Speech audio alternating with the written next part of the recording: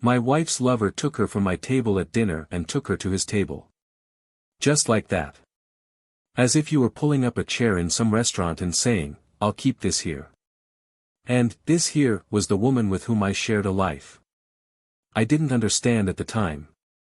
I stood frozen, stunned, as if the ground had opened beneath my feet. The audacity was so absurd that it seemed like a scene from a cheap movie. She got up with a small smile on her lips, didn't look me in the eye, and walked towards him as if it were something completely normal. And it was there, among the noise of cutlery, laughter from other tables, and ambient music that no one really heard, that my life broke in half. "It's just a coworker," she said. "We need to discuss something urgent, business stuff." Business. In the middle of our wedding anniversary dinner. At a restaurant I booked 2 months in advance, after weeks of trying to rekindle something between us. She wore the dress I bought, the makeup I praised, the perfume I gave as a gift. And yet, he crossed that room with another man, sat down next to him and smiled as if he were at home. He touched her arm as if she had been his for a long time. And in that instant, I knew. The betrayal was not just beginning, it had already existed, perhaps for months. And I was the clown of the night. I pretended to continue my dinner. I pretended I wasn't dying inside. Every laugh she made at his table cut me like a razor. His eyes shone, not with conquest, but with control. He was enjoying the spectacle. He was the type of man who likes to show power, who takes what he wants, especially when the one he wants has a ring on his finger. And me? I was the audience. I swallowed my pride along with the expensive wine I ordered to celebrate our love. This love that, now, I saw running down the drain like the sauce from the meat that she barely touched. When we returned home, she said she was tired, that she needed to sleep early because of an important meeting. He didn't touch on the subject. He didn't apologize. And I, again, remained silent. But that night marked the beginning of something she didn't expect. If she was an actress, I would be the writer of the last scene. I didn't start fights, I didn't break anything, I didn't scream. I just started observing. Every message, every call, every lame excuse. She thought she was smart, but I learned to see the small details, the change of perfume without explanation, the cell phone always facing down, the showers that were too long, the sudden disinterest in our conversations. She started to come back later, with that strange smell of another world, another man. And always with the same sweet eyes, as if she were still mine. But it wasn't. And the worst part, I didn't know since when it wasn't. In silence, I began to put together the puzzle. I found out where he worked, where he lived, what time he left and who he spoke to. He was older than me, but not smarter. He had an arrogance that made him predictable. And an ego so inflated that he didn't bother to hide what he was doing. It was easy to connect the dots. Even easier was discovering that he was married. And not just married, he was my wife's boss's husband. And that changed everything. She didn't know. Neither of them knew that I knew. And from then on, all I did was prepare. Quiet. Cold. Necessary. I made friends with the doorman of the building where he lived. I started going to her company at random times, with banal excuses, just to see faces, hear names, get reactions. And when she stopped sleeping at home, because of traveling for work, I already knew exactly who she was with and what they were doing. Sometimes I imagined the two of them together and felt like I wanted to explode. Other times, only emptiness came to me, that deaf silence of someone who is dying inside, but cannot scream. I loved that woman. More than it should. I gave my life to her. Every achievement, every renunciation. I was your foundation, your shelter, your confidant. And she traded it all for a man who flaunted her like a stolen trophy. That was what hurt most. She didn't lose herself out of love, but out of vanity. Out of a desire to feel desired. And in the process, it destroyed everything we built together. Including me. When the truth finally exploded, it wasn't me who revealed it. It was fate, with its cruel irony. A company event, an innocent toast, an out-of-turn comment. The lover's wife was present. She saw. She understood. And in a matter of minutes, their world fell apart, in front of everyone. What was a secret became a scandal. What was pleasure became shame. And there, before dozens of appalled eyes, my wife was reduced to a woman betrayed by her own lie. She tried to go back. He tried to cry. Tried to blame me. But I was no longer the same man. I no longer needed shouting, proof, or justification. I was already sure that I had enough, I didn't want her back. And that was what destroyed her the most. She expected tears, pleas, maybe even forgiveness. But all he found was silence. The same silence that I used to lie was now used by me to forget her. And that was the worst punishment. But this story didn't end there. Because amid the wreckage, I found something I didn't expect. Something new. Someone who saw me when I could no longer see myself. A look that carried no guilt, no fear, no ulterior motives. A love that was born from pain, but blossomed in freedom. And that's when I understood, my comeback wouldn't just be revenge. It would be a renaissance. A reconstruction. A new story written with clean letters. But the most surprising thing was yet to come. Because the man who destroyed my marriage, was, unknowingly, also the key to something that would change everything. Something that, until that moment, was buried in the past, and that would return to transform not only the end of the story, but the beginning of the next. Welcome to the channel. Here, we make it clear from the beginning, we do not support any type of betrayal.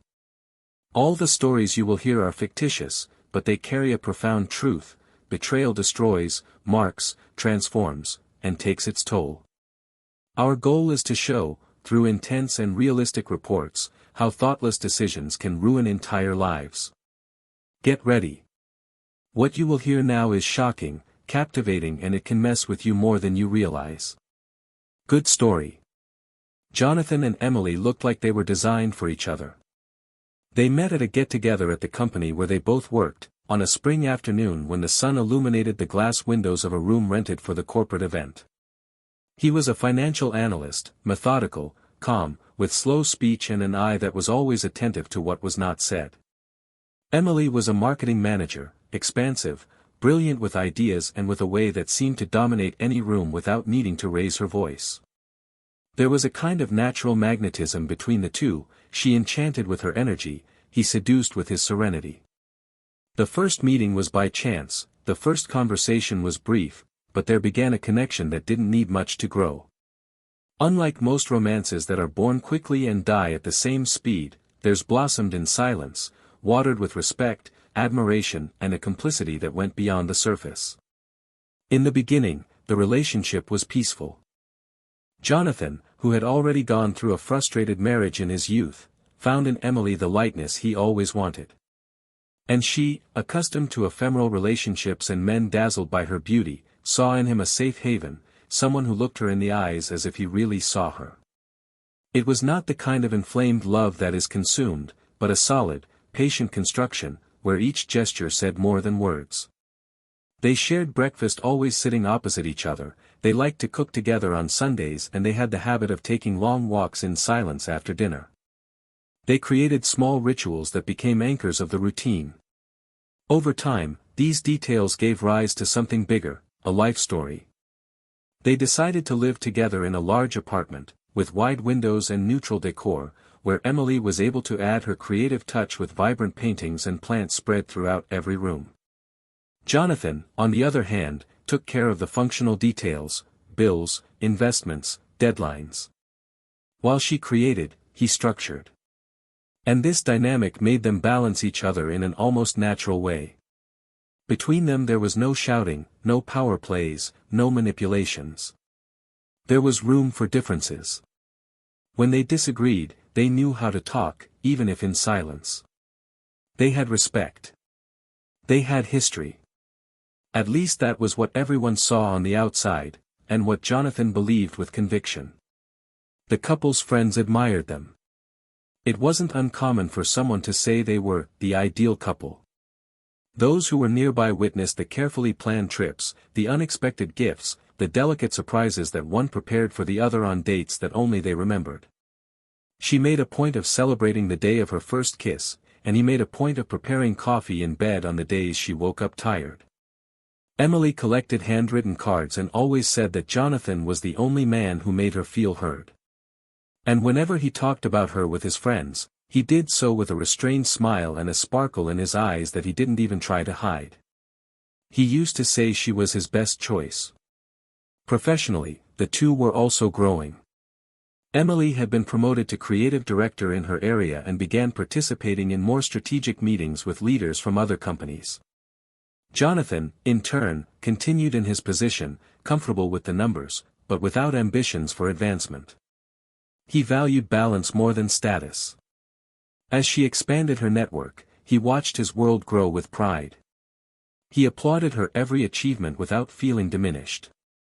On the contrary, he made a point of supporting her in each new stage, including reorganizing part of the domestic routine so that she had more time and peace of mind for her projects. Emily, grateful, said he was the most generous man she had ever met. On weekends, they liked to receive friends at home. They had a large balcony where they organized small dinners, with candles, wine and low music in the background. Emily loved setting the tables, choosing napkins, preparing creative starters. Jonathan took care of the drinks, the technical details, the playlist. And it was there, amidst laughter and crosstalk, that many of his guests dreamed of having something similar. Because there seemed to be a kind of mature love, almost rare, the kind that resists time without losing the beauty of coexistence. And indeed, there was love. At least, on Jonathan's part, that love was genuine, committed, and blind in its trust. Over time, however, subtle changes began to happen. Emily started traveling more frequently because of partnerships with foreign companies, meetings in other states, workshops that required weekends away. Jonathan, understanding, did not complain. I just felt it. He kept his absences close to his chest, without verbalizing them, without demanding them. She continued doing her part, organizing the house, preparing her surprises when she returned, filling the refrigerator with the things she liked. Once, upon returning from a trip, she found the apartment decorated with low lights, fresh flowers and a hand-picked soundtrack. Jonathan had prepared her favorite dish and just said, "I missed you." She cried, emotional, and that night they made love with the same devotion as in the first months. But there was something in her gaze, a contained absence, a heavier breathing, a silence that seemed greater. Jonathan was not naive. I always knew that to truly love someone is to run the risk of being hurt. But you chose to trust. Not because of a lack of options, but because I believed that trust was the basis of any true relationship. He was never the controlling type of man. He never searched his cell phone or asked invasive questions. He said that if he needed to distrust Emily, he would rather not be with her. And for a long time, she made him feel safe. But there were gestures that began to change. Small delays. Messages answered coldly.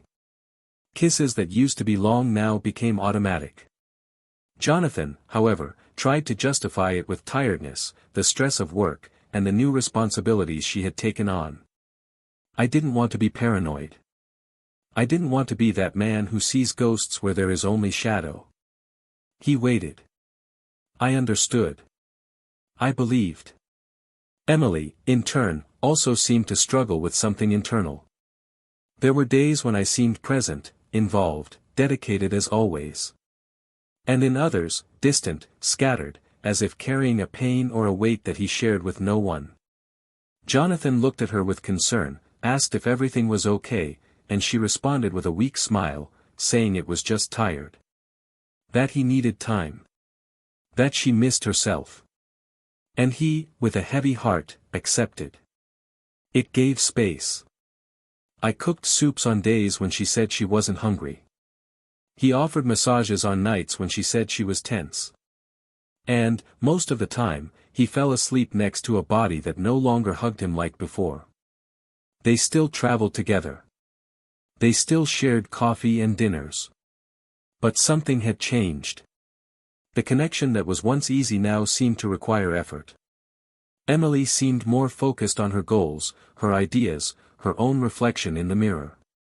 Jonathan tried not to get lost in the waiting, but he no longer recognized himself as much in her eyes. Still, he insisted. Because love, for him, wasn't just made up of good days. It was made permanent.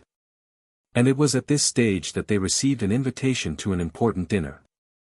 A high-level corporate event, where directors, businesspeople, investors and industry figures would be present.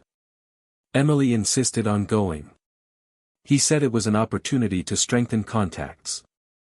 Jonathan, as always, was supportive. He chose the best clothes, adjusted the antique watch that she had given him on a previous birthday and waited patiently for her while she got ready in her room. When she came out in a new, elegant and striking dress, he held his breath for a second. Said she looked stunning. She smiled with a mix of sweetness and distraction. They held hands, got in the car and headed to the event without imagining that dinner would change everything. That there, between glasses of wine, calculated laughter and formal handshakes, their story would begin to take a different direction. A course from which neither of them would emerge unscathed. The room was subtly lit, with a sophistication that matched the type of event Emily had always loved attending. The tables were impeccable, discreet floral arrangements, perfectly positioned dishes, sparkling crystal glasses. Jonathan observed everything with a kind of silent discomfort, like someone who finds himself out of place not because of a lack of elegance, but because he realizes that the environment around him pulses at a rhythm that is no longer his own. Emily, on the other hand, looked right at home. She greeted people confidently, smiled enthusiastically, and was surrounded by executives, consultants, entrepreneurs she knew from fairs, campaigns and meetings in other cities. She was more radiant than ever. Jonathan remained by her side as always, without forcing sympathy, but with the elegance of someone who understands his role. It was she who suggested that he relax, enjoy the night, not just stay there and watch. And he tried. For her. For everything I still believed existed between them. They walked together to the table reserved for the distinguished guests. Emily had been called to represent the company at one of the night's awards and this justified her more prominent presence there. They sat near the center of the room, but even before the first dish was served, a confident-looking man with a straight smile appeared among the guests and addressed her directly. He had a dark, elegant suit, the posture of someone who is used to being listened to. He greeted Emily with a kiss on the cheek and extended his hand to Jonathan with a respectful wave. She introduced him as a strategic partner, someone important within a recent project she had vaguely mentioned at home. Jonathan nodded politely, but something about that male gaze bothered him. Not because of sympathy, but because of the silent intimacy that hung in the air. The conversation between the two flowed quickly, with inside jokes, mentions of past meetings, laughter that left Jonathan out. He tried to interact, but it was clear that there, at that moment, he was just the companion. He watched as Emily leaned forward slightly when speaking to the other man, as if seeking connection beyond the content. She subtly touched his arm at certain moments, like an involuntary gesture, but full of layers. Jonathan felt something twist inside his chest, a strange tug that didn't come from jealousy, but from the sudden breaking of a logic that he had always believed was solid. Still, he took a deep breath. He held the glass more firmly. He preferred to believe it was all in his head. The next few minutes dragged by. Dinner was served, toasts were made, speeches took center stage. Emily needed to step away sometimes, greet other people, pose for photos. Jonathan remained discreet, observant.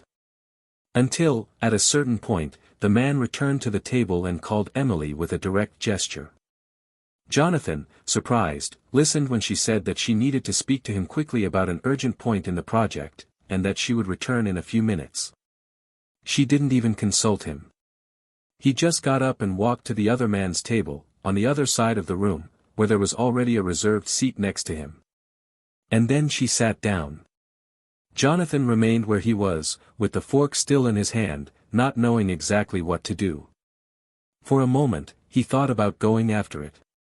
But something held him back. Maybe it was pride, maybe it was fear of what he might see. He chose to wait. 5, then 10, then 15 minutes passed. And she was still there, smiling, leaning forward, laughing at something he was saying, completely absorbed. Jonathan was not naive. I knew exactly what was happening. And yet, the pain he felt when he recognized what had previously been just mistrust was heartbreaking. She returned to the table as if nothing had happened.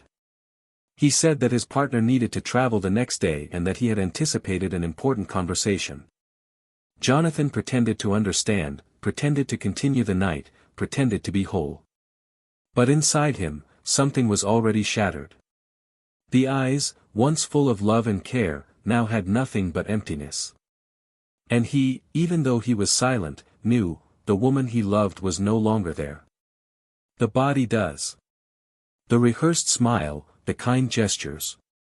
But the soul, that hadn't been his for a long time.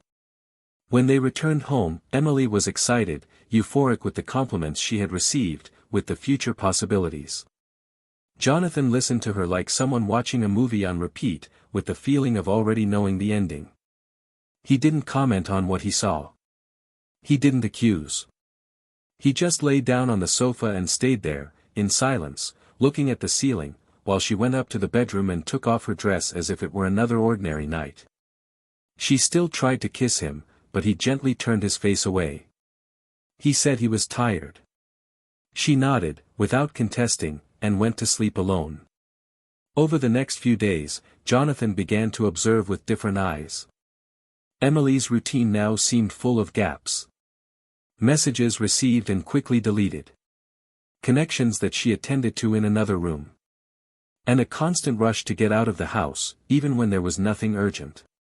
He started to notice everything, the schedules, the excuses, the clothes he wore when he said he had external meetings.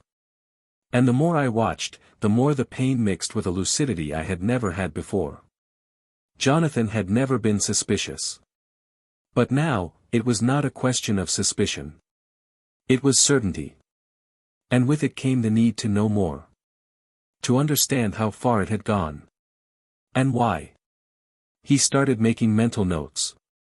He saved dates, messages, loose conversations. He created an invisible file within himself where he stored every clue, every new wound. But he didn't confront. Not yet. Because part of him still resisted. He still hoped that she would go back, that she would confess, that she would regret it. But that didn't happen. Emily continued to act like everything was fine. She was affectionate at times, helpful at others, but there was a layer of distance between them that didn't dissolve. Jonathan tried to get closer, suggested a trip, a weekend just the two of them. She declined, saying she needed to finish a project. He pretended to accept it, but that night he cried in silence. Not out of anger. But of loss. The revelation came on an ordinary night, in an ordinary restaurant. Jonathan had insisted that they have dinner outside, away from routine, away from the walls of the house that now weighed more than they protected. Emily hesitated, but accepted. She dressed neatly, put on red lipstick and fixed her hair carefully. They arrived at the restaurant, ordered wine, talked about amenities. Jonathan smiled little, looked a lot. And at a certain point, the same man from the event appeared. This time, without formalities. He approached the table as if he were already part of that world. He extended his hand to Emily, who immediately smiled. And then, with frightening confidence, he invited her to sit at his table. He said he needed to talk to her, that it was urgent, that it wouldn't take more than a few minutes. Emily looked at Jonathan and hesitated. But just for a second. She said she would be back soon, got up, straightened her dress and went to the other man's table as if this were normal, as if she wasn't abandoning her husband at the dinner table. Jonathan said nothing. It didn't move. He just watched, in silence, as the body of the woman he loved was led by another man in the middle of the restaurant. And there, in front of everyone, in the middle of a room full of strangers, he felt that the last bond had been cut. Betrayal was no longer a possibility. It was real. It was public. And it had been thrown before him like a sentence. She stayed there for a few minutes, looking at the empty chair, at the still hot plate, at the glass of wine that she had left half empty. Then he calmly got up, paid the bill and left the restaurant without looking back. In his chest, there was no longer anger. There was something worse. There was a deep silence, the kind of silence that precedes a storm. And in this approaching storm, no one would emerge unscathed. Much less those who thought everything was under control. Because what he still didn't know was that betrayal hid more than a forbidden desire. He hid a secret. One that didn't just concern him, nor just Emily. One that would change everything. Jonathan spent the next few days in a state of emotional suspension, as if everything around him was moving while he remained motionless, trapped between the past he had idealized and the present that now weighed like an inevitable truth. He didn't confront Emily. He didn't touch on the subject. He just retreated into himself, observing the details of the house they had built together and which now looked more like scenes from a play about to end. Dinner at the restaurant had been more than a wound, it had been confirmation of an end, but still, something inside him asked for silence. Not out of cowardice, but out of strategy. I wanted to understand, find out how far it had taken root. And, above all, she wanted to know who, in the suit, was the man she had gotten involved with.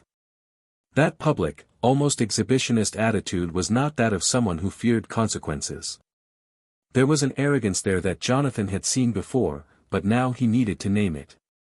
The following week, while Emily was traveling for another work appointment, he did what he had never done before, he searched for answers. He rummaged through papers, accessed records, talked to old contacts in the corporate world. The man's name wasn't hard to find. 2 phone calls and a brief search were enough to discover that he was Thomas Miller, a strategy and institutional relations consultant for a multinational, with a history of working behind the scenes in business and a reputation for being more influential than he appeared. But what Jonathan didn't expect was to find, alongside this impeccable record, a photograph on an institutional website. And there, next to Thomas, was a woman with light hair, a rigid posture and a sharp look, the CEO of the company where Emily worked. And that woman, it soon became clear, was his wife. Not a casual partner. Not an ex. She was Thomas's current wife, legally married, present at public events, awarded alongside him on several occasions. Jonathan felt a chill run up his back. Emily didn't know. That was evident. Her relationship with the company's management was strictly professional. But there was something there that transformed everything. Upon Emily's return, he remained silent. Waited. He continued with his routine as if nothing had changed. She, on the other hand, seemed increasingly distracted, less concerned with appearances. He forgot birthdays, he answered questions in monosyllables, he always had his bags packed and his justifications were increasingly flimsy. Jonathan just listened. I wrote it down mentally. Until, one Friday afternoon, he received an unexpected call. It was a woman, with a firm, calm voice, who identified herself as the director of a project at the company where Emily worked. He wanted to arrange a formal meeting, he said it was urgent, and that it would be more prudent not to involve his wife at that first moment. Jonathan felt his stomach turn, but he accepted. They made the appointment in a discreet café, away from familiar eyes. When he arrived, she was already there, sitting with a folder on the table. And he got straight to the point. The woman revealed that she was, in fact, Thomas's wife. And that she had discovered her husband's involvement with Emily through messages archived on an old device. He said the case had been going on for months, and that it was not the first. Thomas was a repeat offender and had a history of affairs with women who, often, didn't even know about his parallel life. But what made that situation unbearable was the fact that the lover was someone directly involved in the company of which she was CEO. And what's more, someone she herself had nominated for promotions, special projects, strategic benefits. There was, in addition to marital betrayal, an ethical and professional conflict that could destroy reputations. Jonathan listened to everything in silence. The woman didn't want revenge, she wanted clarity. And so, he decided to show him something. He removed copies of emails, travel records, invoices and, finally, a video from the folder. Jonathan hesitated. But he watched. In the video, accidentally recorded by a corporate hotel security camera, Thomas was seen entering a room accompanied by Emily. There was no doubt. It was recent. Her face was lit up, smiling, as if she were in love. The image only lasted a few seconds, but it was enough for Jonathan to feel his throat close. The woman in front of him didn't react. She seemed more interested in concluding a reasoning than provoking emotion. He said he had a plan to expose Thomas within the company and that he wanted to know if Jonathan intended to act in any way. He didn't respond.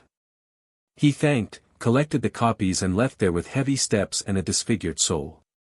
On the way back, the air felt thicker, as if every breath was a battle. Emily wasn't just unfaithful. She was, without knowing it, the cog in a double humiliation, for him, and for her lover's wife. This needed to end. But it needed to end the right way. Jonathan spent the weekend in silence. He packed Emily's bags carefully and left them in the guest room. He cleaned the apartment as if he was saying goodbye. Organized documents, statements, passwords. He left everything available. And he wrote a letter. Not long. It needs. It lasts. But not vindictive. And when she came back on Sunday night, he just handed her the letter and said he needed space. Emily read it without saying a word. When he finished, he didn't cry. She just looked at him with an air of defeat that she couldn't hide. He asked if he knew how long it had been. He said enough. She tried to argue. He tried to justify it. But none of that mattered anymore. He had passed the turning point. The next morning, he woke up with his cell phone full of messages. Calls from Thomas's wife, and a notification that made him shudder. A video had been sent by an anonymous contact to several company leaders, including directors, investors, and board members. In the video, excerpts of conversations between Thomas and Emily, captured in corporate environments, demonstrated not only personal involvement, but exchanges of favors that suggested misuse of internal information. The scandal exploded within hours. The board removed both of them. The specialized press received the complaint. Emily was called to provide clarification. Thomas disappeared. Jonathan received an email from Thomas's wife thanking him. He said he didn't expect anything from him, but that he admired his attitude. Who wanted them both to find peace, each in their own time. Jonathan responded with few words. I was exhausted. At the end of that week, he took the car and drove aimlessly for hours. He stopped in a small town, rented a remote cottage and stayed there, in silence, for days. He needed to reconnect with himself. Rediscover what was still inside him that wasn't contaminated by pain. It was in this city that he met Helena. A sweet, strong woman who managed the bookstore in the main square. The first contact was brief. She helped him find a specific title about emotional resilience. Afterwards, they talked about books, coffee, loneliness and new beginnings. Without realizing it, Jonathan began to return to the surface. There was no immediate love, no unbridled passion. There was connection. Sincere interest. Replacement. And for the first time in months, he felt like it was possible to exist after the chaos. Emily tried contacting me a few times. He asked to talk. He said he wanted to explain himself, reconstruct, justify himself. Jonathan responded with a single sentence, some things, when they break, cut too deep to fix. And with that, he turned the page. But something was yet to come. Because Thomas, before disappearing, left something behind. Something Emily didn't know. A detail that would change the understanding of everything, including how this story really began. And what was behind every smile, every encounter, every choice made in secret. The week following the scandal was like walking through a minefield. Jonathan, still staying in the small town where he had met Helena, saw his routine transformed by a silent flow of messages, ignored calls and Emily's insistent attempts to arrange a meeting. He didn't answer, nor did he respond. Silence, now, was his answer. Helena, without invading, realized that there was something deeper that he hadn't told her about. I didn't press. He just offered presence. He was the type of person who knew how to be there without taking up space, who offered to listen without seeking explanations. And maybe that's why Jonathan started to breathe differently when he was with her. Not for escape, but for possibility. For the first time, I didn't feel the need to be strong all the time. And that, at that moment, was rarer than love. Meanwhile, Emily faced a precipitous fall.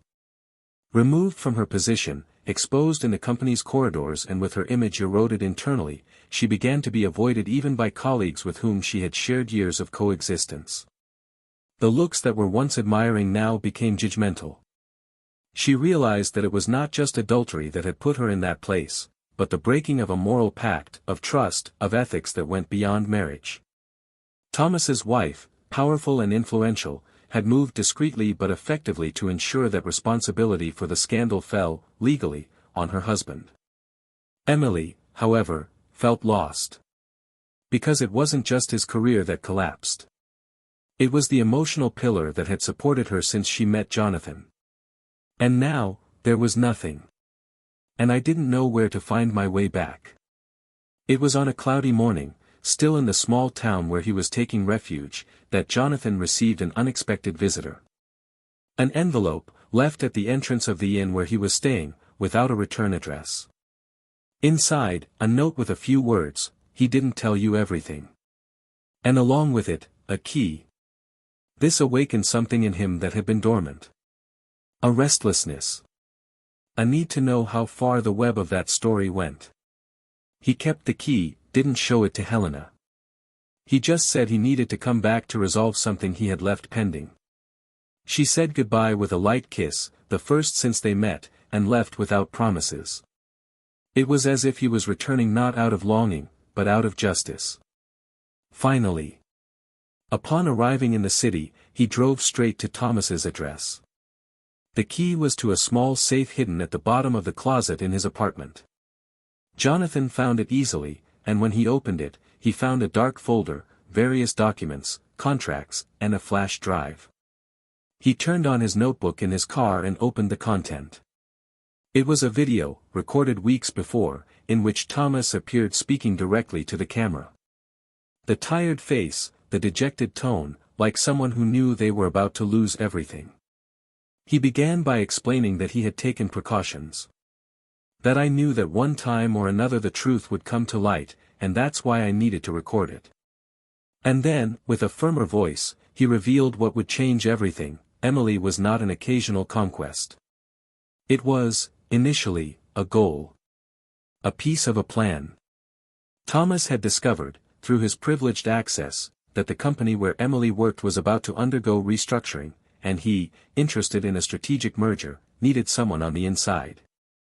Emily, with her rising status, her ability to articulate, and her unblemished reputation, was the ideal conduit.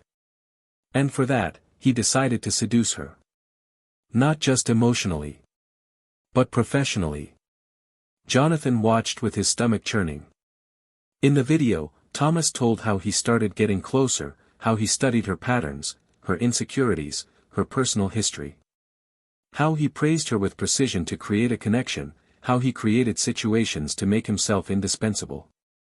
Emily fell into the trap thinking it was a choice, when in fact she was the target. The case, which later turned into something real, was born from a cold calculation.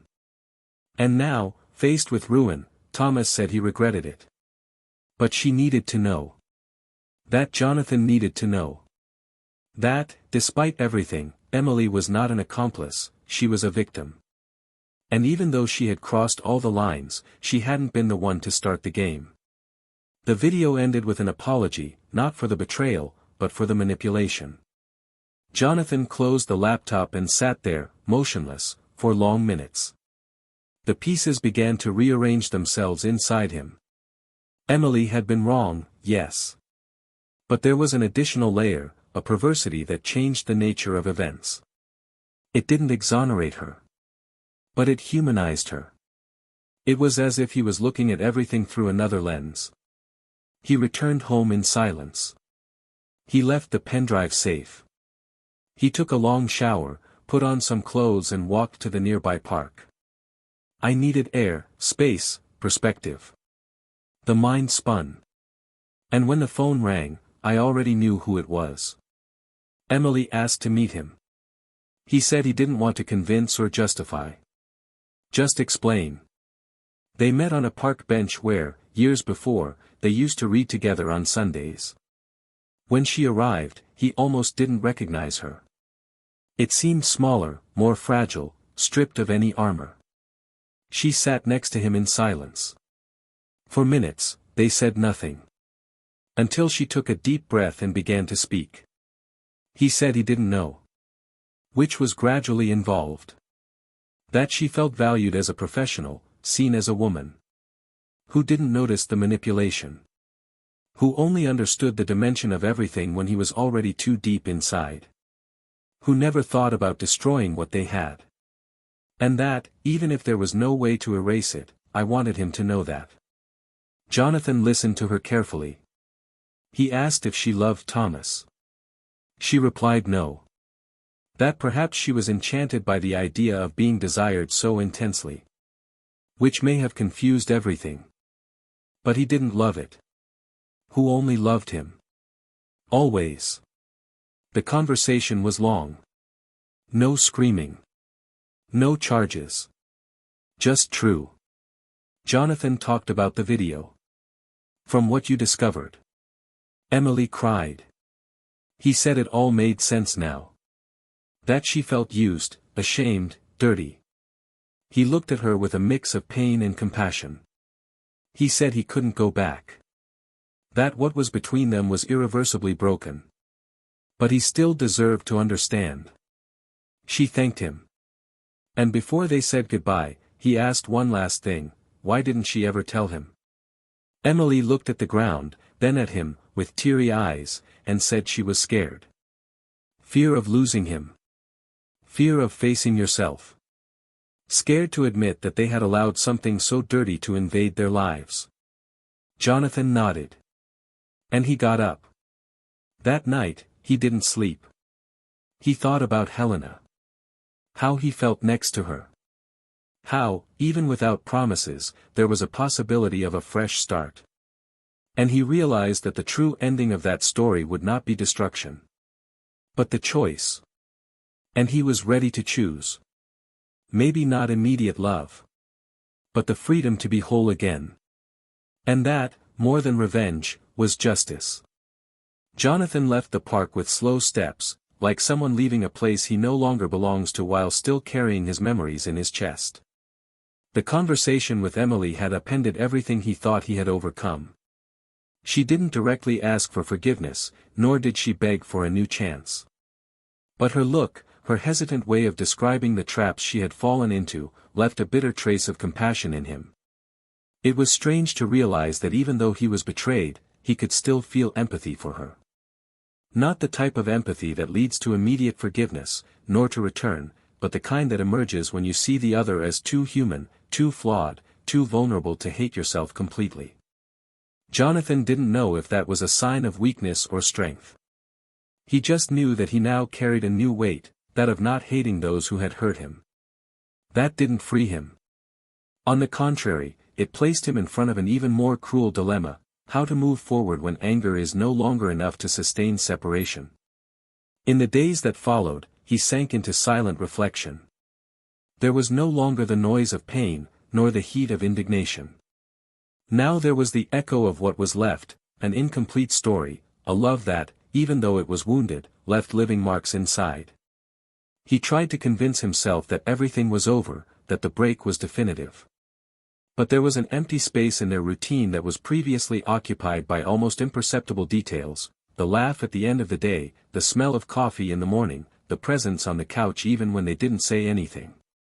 Now these voids screamed. Jonathan walked around the house as if revisiting the ruins of a good time, avoiding drawers, old shirts, and photo frames from past trips.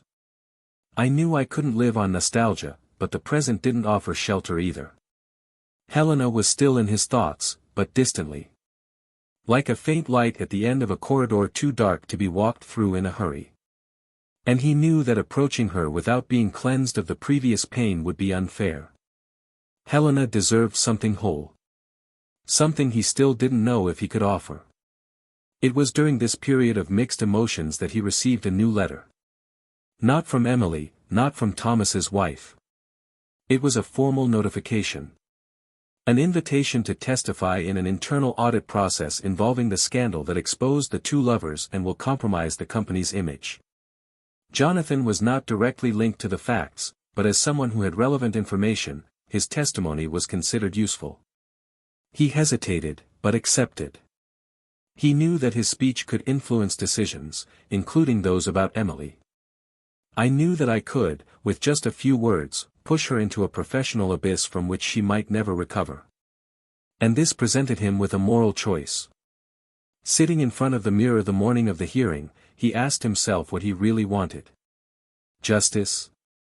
Revenge? Repair?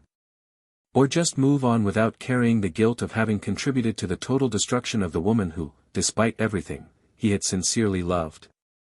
In the corporate court, the atmosphere was cold. Chairs lined up, serious faces, no expression of empathy. Emily was there, at the front, alone, her eyes fixed on the table. He dressed soberly, but he looked smaller than he usually was. As if guilt had taken over his posture, his gestures, his voice. When they called him, Jonathan got up and walked safely. He sat down, greeted the table and answered questions accurately. He spoke of the facts, the dates, the documents, the video he had received. He didn't omit it, but he didn't dramatize it either. Just reported. When asked about Emily's direct involvement in the ethics violation, he hesitated for a second. And then he said, clearly, I don't believe she knew Mr. Thomas Miller's real intentions from the beginning. Their involvement was personal, but there is clear evidence of manipulation on his part. She was naive, perhaps reckless, but not complicit in the intentional sense. These words changed the course of the audience. Emily was not exonerated, but her penalty was softened. Leave for an indefinite period, without formal dismissal, with the possibility of returning after restructuring. At the end of the day, when the two passed each other in the building's lobby, she looked at him for long seconds. There were tears contained. I didn't say anything. He just put his hand to his chest, as if to say thanks, and left. Jonathan stood still for a few moments. He felt exhausted. As if that last act had drained what was left of him in relation to all that. He returned home with a mixture of relief and melancholy. Maybe what hurt now was the closure. The certainty that, after that gesture, there was nothing more to be said. No pending issues, no justification. Just the definitive silence of something that was and would never be again. In the following days, Jonathan resumed writing, a habit he had abandoned during the calm times. He started writing about everything he had experienced, not as therapy, but as a testimony. As a way to make sense of pain. I wrote in the early hours of the morning, with strong coffee and instrumental music in the background. The words came easily. There was something liberating about turning wounds into sentences. In organizing chaos through narrative. And it was in this process that he realized how much he had changed. Not just for having faced betrayal, but for having remained whole, even when everything around her was falling apart. And this awareness began to make room within him. Space for the new. One afternoon, he decided to go back to the bookstore. Helena received him with a soft smile, the kind that says more than any question. They talked for a few minutes, without rushing. He spoke briefly about everything, without going into details. She listened. And he just said that he admired her ability not to get tough. Jonathan smiled. It was the first time in weeks that he truly smiled. They stayed there for hours, leafing through books, commenting on passages, sharing comfortable silences. When he said goodbye, she walked him to the door and asked if he would be back. He replied yes. Not because I needed to, but because I wanted to. And that was new. That night was different. For the first time, Jonathan didn't dream about Emily, or about the past. He slept soundly, like someone who finally closes a door from the inside. There was still pain, there were still marks. But there was no longer the burden of carrying everything alone. He was ready to start over, not because he had found another love, but because he had found himself again. And that changed everything. His story did not end with loss, but with the conscious choice to follow. And even though the past still echoed on some nights, now there was a future that was calling softly, asking for space to happen. The seasons began to change as if time was, little by little, cleaning up the traces of a storm that seemed to have no end. Jonathan's life, which had been suspended in the air between destruction and new beginning, found a new cadence. Now, the days were guided by conscious choices, no longer by emotional reactions or exposed wounds. The routine, previously filled with memories of a relationship that had slipped through his fingers, was rebuilt around small gestures that brought him closer to himself. Morning walks became sacred, books stopped being a shield to become a bridge, and meetings with Helena evolved with the calm of someone who is in no rush to love, but knows exactly what they deserve. There were no impulsive declarations, nor promises of eternity. What existed between them was a careful construction, made up of comfortable silences, honest conversations and a mutual admiration that grew with each new afternoon shared without the need for justification. Meanwhile, the company where Emily had dedicated years of her life officially announced its merger with another corporation, reorganizing its departments and leaving behind many of the faces that previously occupied strategic positions. She wasn't fired, but she wasn't reinstated either. It remained suspended, waiting for a return that did not come. He lost not only his role, but the prestige he had built with effort throughout his career. Invitations to lectures stopped, compliments disappeared, contacts evaporated. All that was left were the memories of what could have been, the memories of choices made in the illusion of control and a deep feeling of regret that accompanied her on each new day. Emily tried to rebuild herself. He moved to a simpler neighborhood, started working on smaller projects, and relearned how to live without the applause. He sought therapy. She tried to find answers in herself that justified why she allowed herself to be manipulated so easily. He faced the mirror with painful honesty. He realized that his downfall began long before the betrayal, at a point where he stopped looking at the relationship as a shelter and started treating it as an emotional crutch. He understood, belatedly, that loving someone like Jonathan was a choice that was made daily, and that love, even silent, requires courage to remain faithful, especially when faced with the momentary glow of something that seems more intense, but is only fleeting. Thomas, in turn, disappeared from the public scene. The complaint filed by his wife had had devastating repercussions. He lost positions, contracts, influence. His reputation, carefully built over the years, was dismantled within weeks. The video he had recorded, where he admitted the manipulation, circulated among executives and board members, and even though some still saw him as a cruel strategist, no one dared to associate his name with important decisions anymore. He became a ghost in the corporate world, a reminder of what happens when the ego exceeds the limits of ethics. The marriage, as expected, ended. His wife filed a devastating lawsuit and managed, with evidence, to block any attempt by him to rejoin high-level business boards. Thomas ended up changing cities, changing his professional name, trying to start over in smaller circles, without the shine he had before, now surrounded by closed doors and suspicious looks. Jonathan, little by little, made space for Helena in his life in a more intimate way. There was no rush, nor unrealistic expectations. The two shared a taste for simple days, for silence as a form of connection, for respecting each other's time and space. It was different. There wasn't the explosive intensity of the first few years with Emily, but there was something deeper: peace. And peace, at that moment, was all he needed. They started cooking together on Sundays, visiting markets on Saturdays and writing stories that were filed in notebooks with yellowed pages. Jonathan discovered that he still knew how to truly smile, that he still knew how to trust, that there were still parts of him that hadn't been eaten away by pain. And, most importantly, he understood that he didn't need to forget what he experienced to move forward. The past didn't need to be erased, just rearranged on shelves that didn't hurt him anymore. Emily tried to find him one last time. He sent a letter, handwritten, with no requests for return, no apologies. Just gratitude. She said that she learned, through pain, to recognize the greatness of those who were by her side even when she herself was no longer able to see who they were. She said she was rooting for his happiness, even if that happiness no longer included her.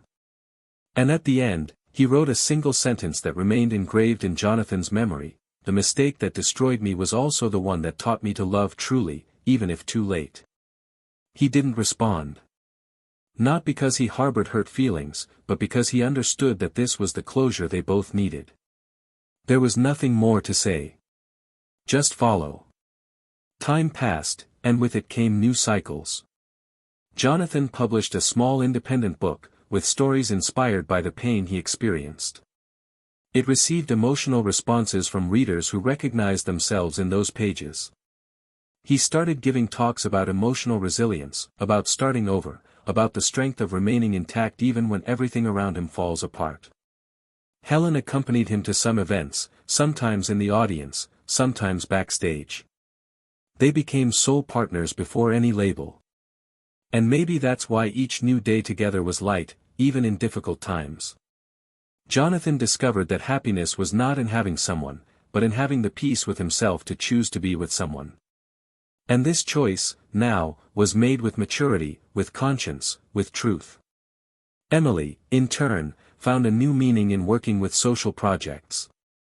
She discovered that her pain could be a bridge to help other women who went through similar stories.